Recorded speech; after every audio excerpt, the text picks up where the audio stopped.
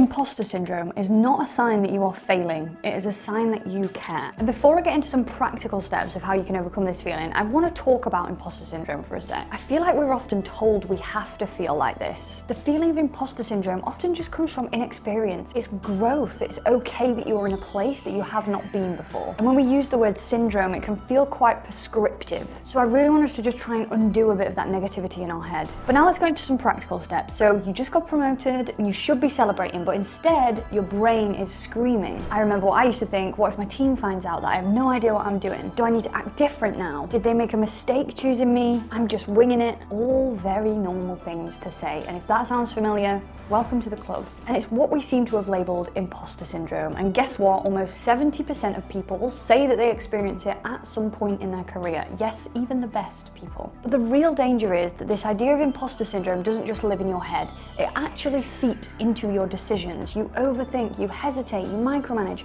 And the worst part is your team end up feeling that as well. We don't have to feel this way. So how do we overcome it? I'm going to break it down into 3 very important mindset shifts that are going to help you to own your role and lead with confidence. Step 1 is to simply reframe it. We need to go from feeling like a fraud to knowing that this is growth. Michelle Obama famously said, if you're feeling imposter syndrome, you're probably on the right track. Now, Michelle Obama has openly spoken about how she spent years feeling like she was never enough, but instead of ever letting that hold her back, she just used it as fuel to grow.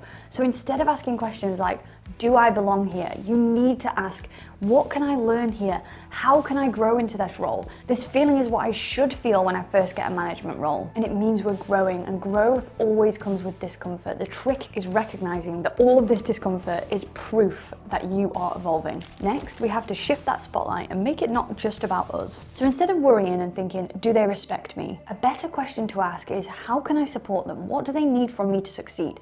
When we shift the focus from inside ourselves and putting so much pressure on being perfect to moving it to actually just serving our team in the best way, the fear will begin to fade. And when we think we need to know the answer to every single question, that is where we start to feel this sense of like paralysis, because it's impossible to be perfect. We don't need to know the answer to everything. It is okay to say, I don't know. In fact, people trust those who say, I don't know, way more than they trust people who seem to have all the answers. We have to just create an environment where we ourselves are comfortable not knowing the answers, and therefore our team will too. There's a great story of Jacinda Ardern, who's the former Prime Minister of New Zealand. She had immense pressure leading a country through the COVID-19 crisis. But instead of making it all about her, she consistently redirected attention onto her team, saying things like, it takes a team to lead a country. And by focusing on that service rather than her own self-doubt, which she's been really open about having, she built that trust and respect without just demanding it. A trick I like to use here, like when I go into a presentation or public speaking gig or anything in management where like we're presenting to other people, if I start to feel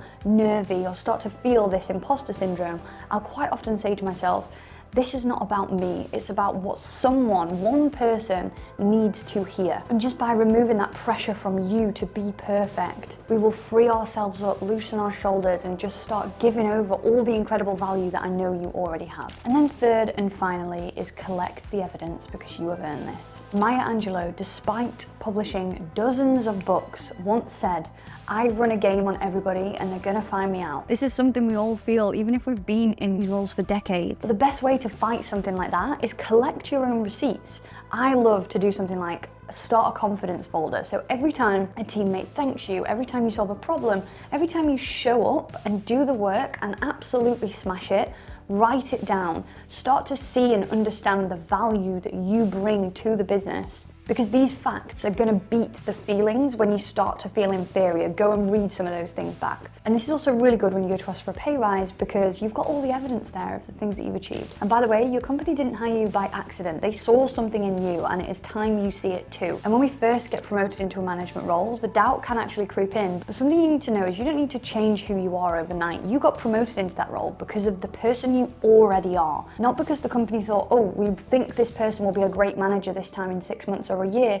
They think you are already a leader. They already see that in you. It's now just time to really start believing that for yourself. And if imposter syndrome is still creeping in, just remind yourself that this is exactly how growth should feel. And if you want to level up even further in your leadership role, I have built out an 18-question quiz. It's completely free. Answer the questions and you're going to get a detailed report on exactly how you can level up in your leadership role with your strengths, weaknesses, and way more. It's in the description, so go and take it today. And make sure you hit subscribe because we post these leadership breakdowns every single week.